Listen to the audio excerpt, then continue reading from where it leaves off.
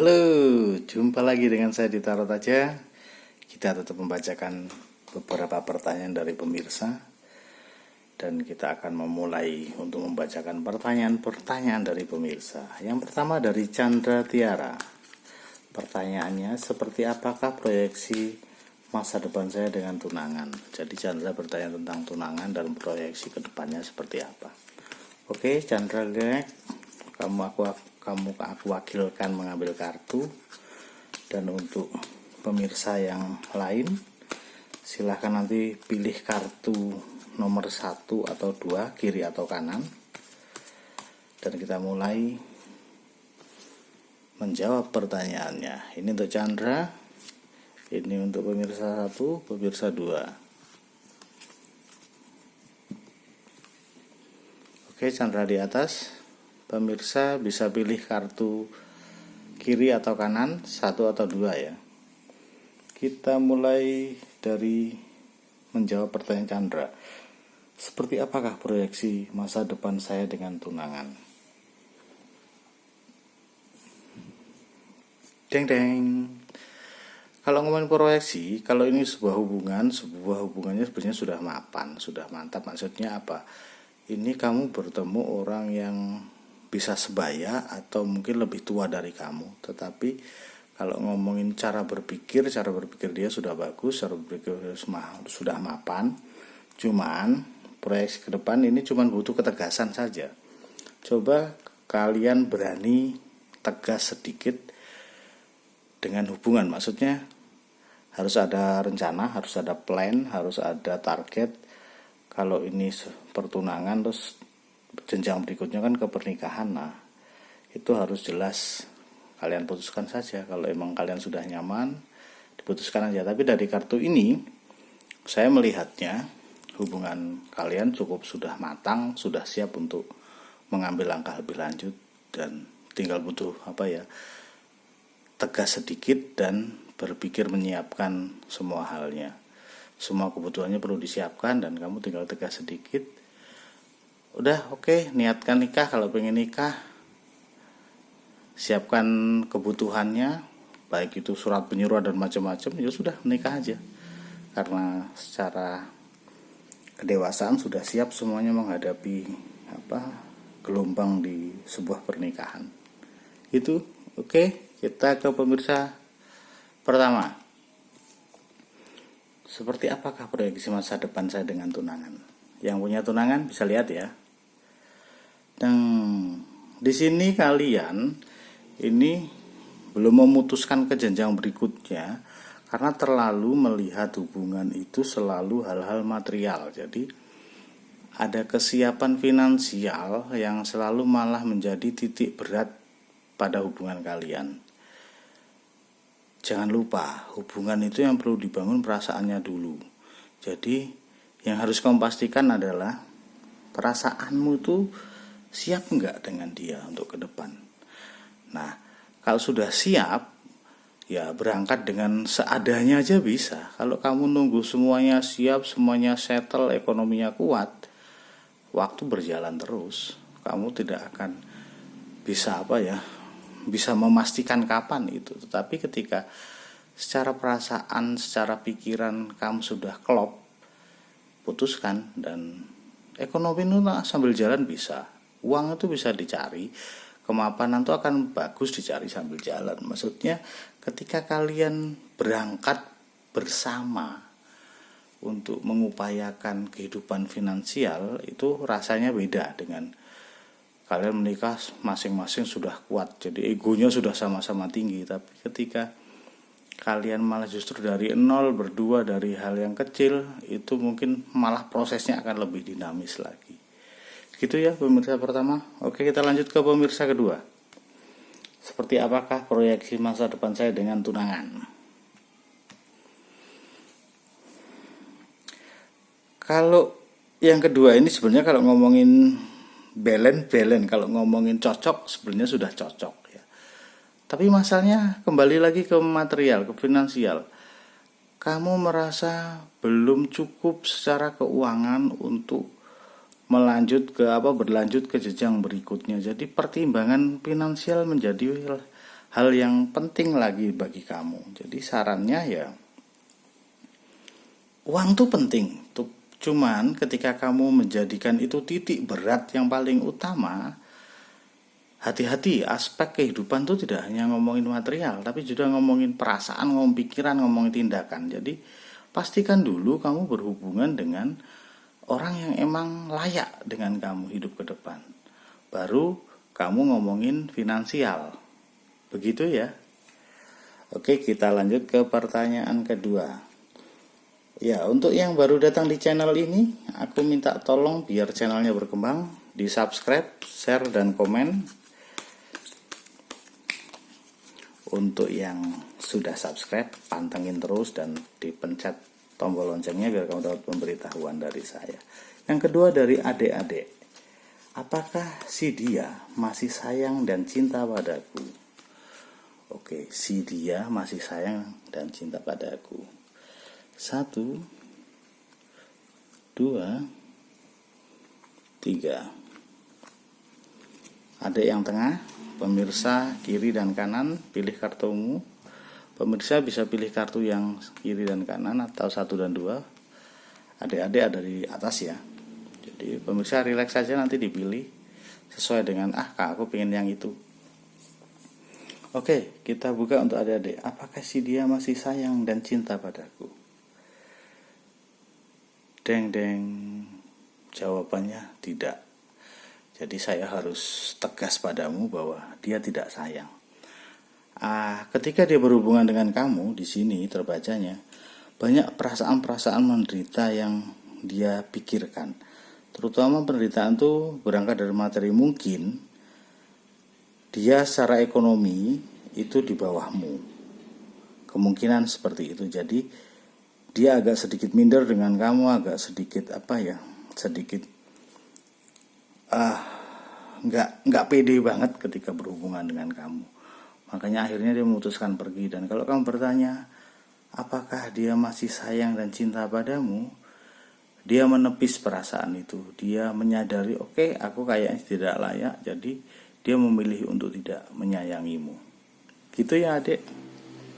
Kita lanjut ke pemirsa pertama. Yang pilih nomor 1 atau yang kiri, kita buka. Apakah si dia masih sayang dan cinta padaku? Jawabannya tidak. Banyak pelajaran yang dia dapat dengan hubungan dengan kamu, tetapi seiring perjalanan dia merasa ada titik di mana dia harus berhenti dengan perasaannya. Mungkin ada faktor di luar hubungan kalian, bisa itu keluarga, bisa itu orang lain atau apapun yang membuat rasa dia gak bisa diteruskan. Jadi dia gak bisa meneruskan rasanya padamu, dia gak bisa meneruskan komitmennya padamu, dan dia harus pergi. Dan kalau kamu bertanya apakah dia masih sayang dan cinta padamu, sorry, jawabannya tidak. Jadi saya harus tetap membaca dengan tegas bahwa dia sudah tidak sayang. Jadi dia sudah mencari jalannya sendiri, mencari apa yang dia cari. Oke, gitu. Kita lanjut ke pemirsa kedua. Apakah si dia masih sayang dan cinta padaku? Kita lihat. Deng. Wow, devil. Jawabannya 50-50. Maksudnya 50-50 gini. Kartu devil adalah gambaran dari keterikatan dengan hal-hal negatif. Nah, kalau ngomongin cinta apa enggak, di sini perasaan itu masih ada. Dan kartu ini juga menggambarkan sebuah kesetiaan. Cuman kesetiaan ke arah negatif. Maksudnya begini. Seandainya kamu sudah berpasangan, seandainya dia sudah berpasangan, dia tetap mempunyai sebagian cintanya pada orang lain, itu kan keterikatan pada hal negatif. Nah, jadi sebenarnya kalau kamu tanya, ada enggak, apakah si dia masih sayang dan cinta padamu? Masih ada perasaan itu, dan itu menjadi negatif bagimu dan bagi dia. Jadi sarannya, kalau kalian sudah punya hubungan masing-masing, sarannya ya lepaskan, karena kesetiaan pada sesuatu yang tidak tepat itu juga tidak baik untuk kehidupanmu. Begitu ya. Kita lanjut ke pemirsa berikutnya. Pertanyaannya ini dari AM. AM bertanya, kira-kira saya bisa bangkit lagi gak? Punya rumah dan sukses. Jadi mungkin AM ini sekarang lagi sedang mengalami kejatuhan, dia lagi mengalami kondisi yang sulit, kondisi yang susah. Jadi dia bertanya, kira-kira saya bisa bangkit lagi gak? Punya rumah dan sukses. Oke, kita ambil untuk AM 1 AM. Pemirsa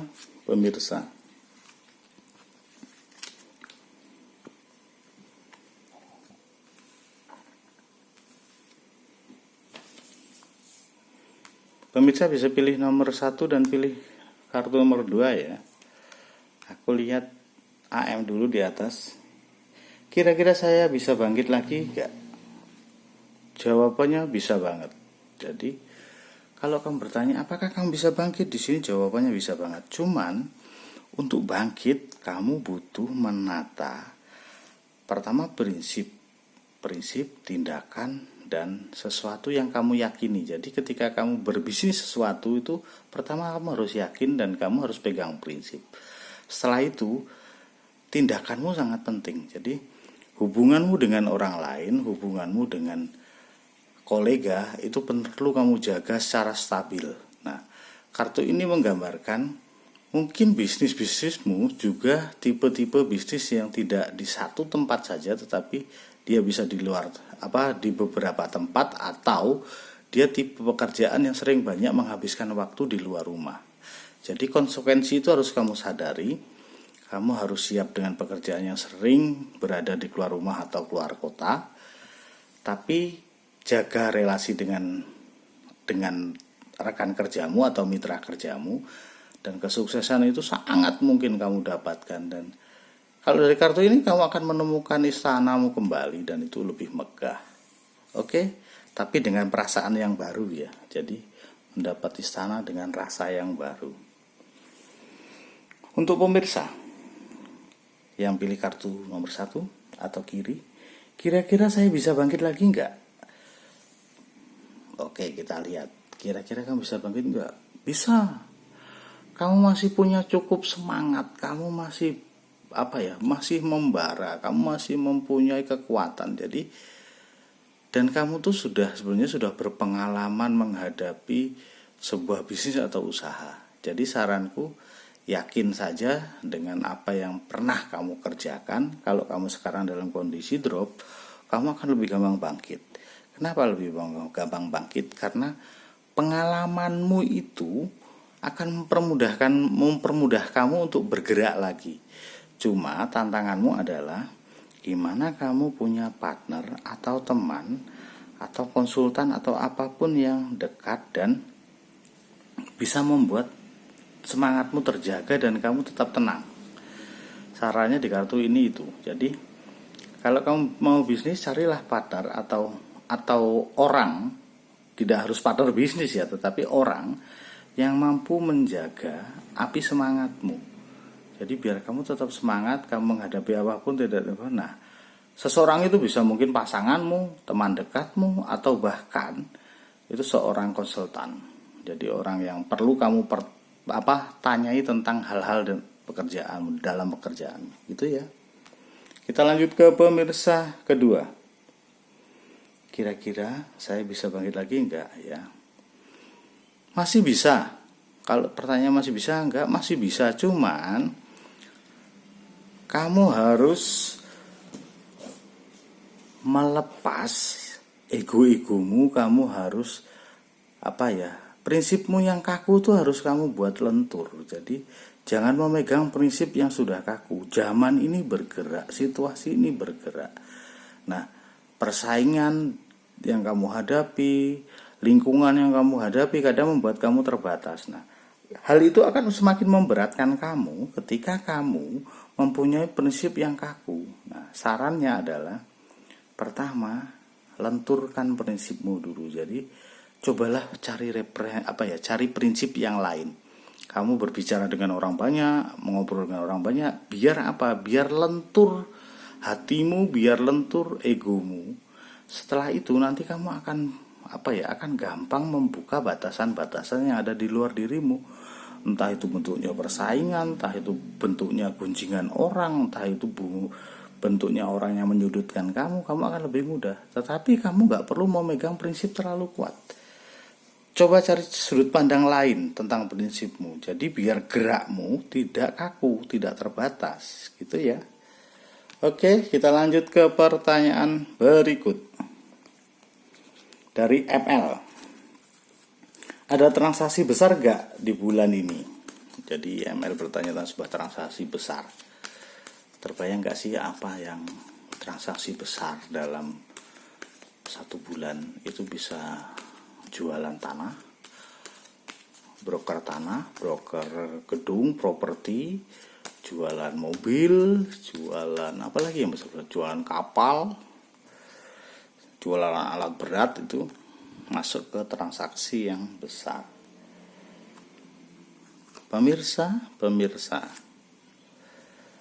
yang di atas ML, yang di tengah ML, nanti ML, pemirsa 1, pemirsa 2. Pemirsa bisa pilih kartu nomor 1 dan pilih kartu nomor 2. ML, kira-kira ada transaksi besar gak di bulan ini? Kita lihat ML. Ada. Kalau ngomongin ada transaksi besar gak ada. Dan ini sebenarnya orangnya lumayan cukup kuat. Cuman kadang kamu kok seperti memegang kamu untuk melepaskannya masih berat. Nah, bisa ini karena kamu tidak sendiri, maksudnya sesuatu yang harus kamu lepas itu berhubungan dengan orang lain, maka kamu jadi agak berat karena juga ditentukan oleh orang lain itu. Tapi kalau ngomongin bisa. Nah, sarannya adalah gimana kamu meyakinkan atau gimana caranya kamu membuat partnermu itu untuk untuk bisa menerima pemahaman yang kamu berikan sehingga barang itu bisa dilepas dan kamu bisa deal dengan transaksi yang besar. Gitu loh. Karena kalau besar pun kan relatif ya. Kalau kamu mengejar dan partnermu mengejar besar yang tidak jelas, maka akan susah. Tetapi ukuran besar tuh harus dijelaskan tuh.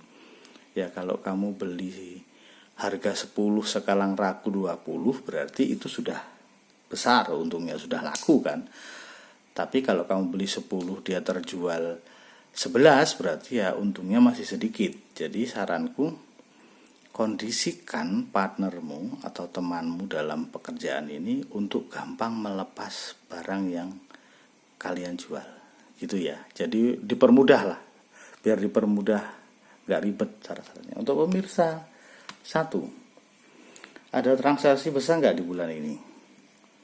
Jawabannya 50-50. Kamu butuh pertolongan, kesempatannya masih ada, tetapi kamu butuh pertolongan. Jadi sarannya, bangun relasi, bangun sebuah komunikasi dengan teman-teman lama atau dengan orang-orang penting yang bisa membantu bisnismu. Mungkin bukan dia yang membantu kamu, tetapi rekomendasi dia atau rujukan-rujukan dari dia itu akan membuatmu bisa mendapatkan transaksi yang besar. Jadi jaga hubungan dengan orang-orang yang pernah kamu kenal dan jangan dilihat dari luar saja. Maksudnya itu kelihatannya orangnya punya duit dan itu enggak. Semua orang perlu kamu bangun komunikasi karena mungkin dia enggak punya uang, tetapi dia punya relasi orang yang punya uang. Oke, gitu ya. Kita lanjut ke pemirsa kedua. Apa ada transaksi besar di bulan ini? Jawabannya 50-50. Nah, tantangannya kalau yang kedua, pemirsa kedua ini yang keluar Mayor Arkana. Jadi tantangannya adalah gimana kamu bisa membuat sebuah produk atau barang yang kamu jual itu menjadi realistis. Nah, menjadi realistis itu kan kamu bisa membuat, misalnya ya kamu menjual dengan diskon, kamu menjual dengan sebuah kreativitas. Jadi kalau kamu menjualnya mungkin utuh, itu mungkin akan masih sulit. Jadi gimana konsep yang ada itu kamu rubah bentuknya menjadi konsep baru yang itu realistis. Nah, tantangannya lah kamu membuat semuanya realistis dan memang harus tricky. Ini ada triknya. Jadi kadang kamu harus bermain trik. Nah, bermain trik tuh bisa kamu menggunakan iklan dan macam-macam. Trik tuh macam-macam ya. Cara tuh kan, trik tuh kan cara. Jadi ada cara-cara yang strategis yang harus kamu lakukan biar produk yang kamu jual laku. Gitu. Kita lanjut ke pertanyaan berikut. Pertanyaan berikut dari Lia W. Kapan saya mendapatkan seseorang? Wow, pelan aku ulang. Kapan saya mendapatkan seseorang yang mencintai saya sampai ke jenjang serius? Mencintai sampai ke jenjang serius ini berarti bisa tunangan atau menikah ya. Jadi kapan saya mendapat seseorang yang mencintai saya ke jenjang serius? Kita lihat dari Lia W. 1. Pemirsa. Oke, Lia W.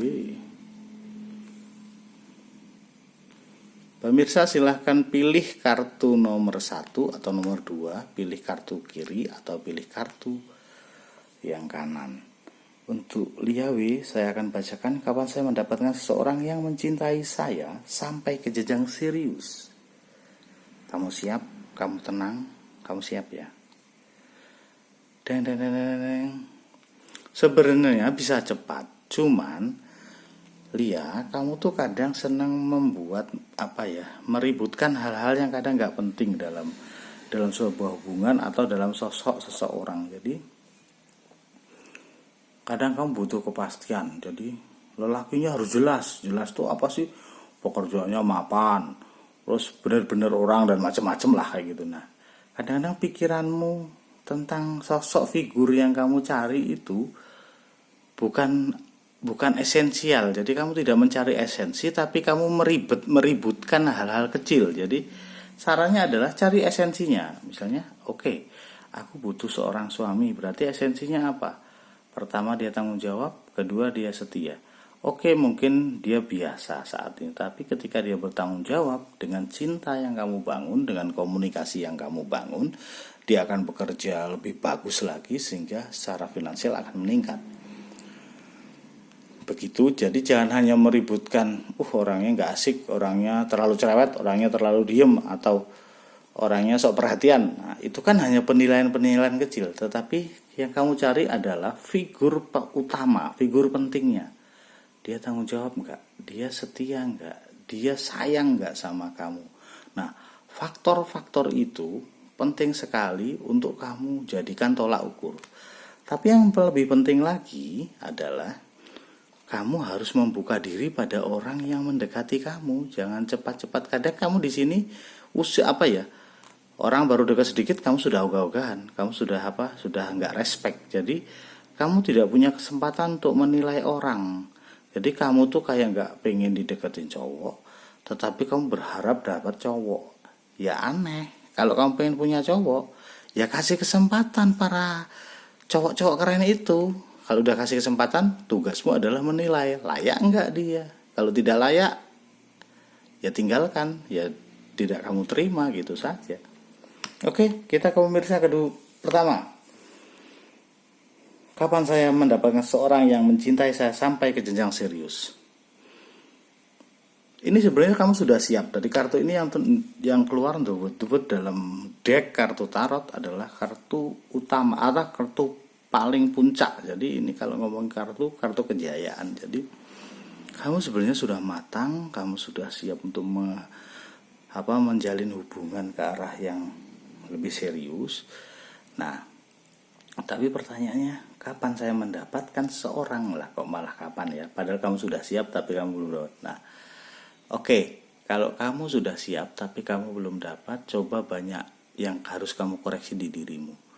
Pergaulanmu luas enggak? Kalau pergaulanmu kurang luas, berarti kan kemungkinan kamu berinteraksi dan bertemu dengan lawan jenis itu kan susah. Nah, kalau kamu orangnya tertutup, ya kamu harus membuka diri untuk bertemu orang baru, untuk berkenalan dengan orang banyak, untuk berkomunikasi dengan orang banyak, biar kamu dilihat orang. Begitu. Jadi jangan hanya kamu mager di rumah, kamu santai-santai tapi berharap kayak sinetron yang tiba-tiba lagi salah alamat mencari seseorang, ketemunya kamu, dibukakan pintu, akhirnya jatuh cinta. Itu tidak mungkin, itu susah banget kayak gitu. Oke, jadi kamu harus bergerak, kamu harus membuka hatimu, membuka dirimu untuk keluar. Banyak cara untuk kamu bertemu dengan orang, bisa lewat sosial media, bisa lewat sebuah, kalau sekarang di masa pandemi ini sosial media paling efektif ya. Ya rajin-rajinlah buka sosial media dan kamu bisa sortir lelaki di sana, kamu bisa lihat profilnya, coba kamu sedikit membuka hati dan berkomunikasi dengan orang baru. Begitu ya. Kita lanjut ke pemirsa kedua. Pemirsa kedua, kapan saya mendapatkan seorang yang mencintai saya sampai ke jenjang serius? Sebenarnya ini sudah bisa cepat banget, dan kamu sudah siap ke arah situ. Jadi kamu tenang saja. Ini sebentar lagi akan mendapat kok. Tinggal kamu, yang penting kamu jaga moodmu, jaga happymu, jaga perasaanmu. Nanti kamu ketemu.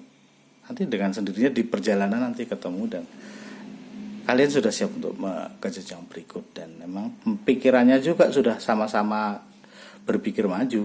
Kamu dengan dia itu sama-sama maju dan siap mengarungi perjalanan kehidupan di level berikutnya. Oke, demikian dulu pembacaan tarot kali ini. Untuk pemirsa yang ingin dibacakan secara pribadi dan personal, bisa DM di Instagram saya @ditarot aja, atau inbox di Facebook ditarot aja, atau kontak WA saya, nanti saya masukkan di deskripsi. Kamu bisa WA saya lewat situ. Nanti ada syarat dan ketentuan yang harus kamu penuhi untuk pembacaan sebuah kartu tarot, bisa online dan bisa offline dan tatap muka ya. Itu dulu dari saya. Apapun masalahmu ditarot aja dan kita rayakan kehidupan dengan ditarot aja. Oke? Makasih, see you.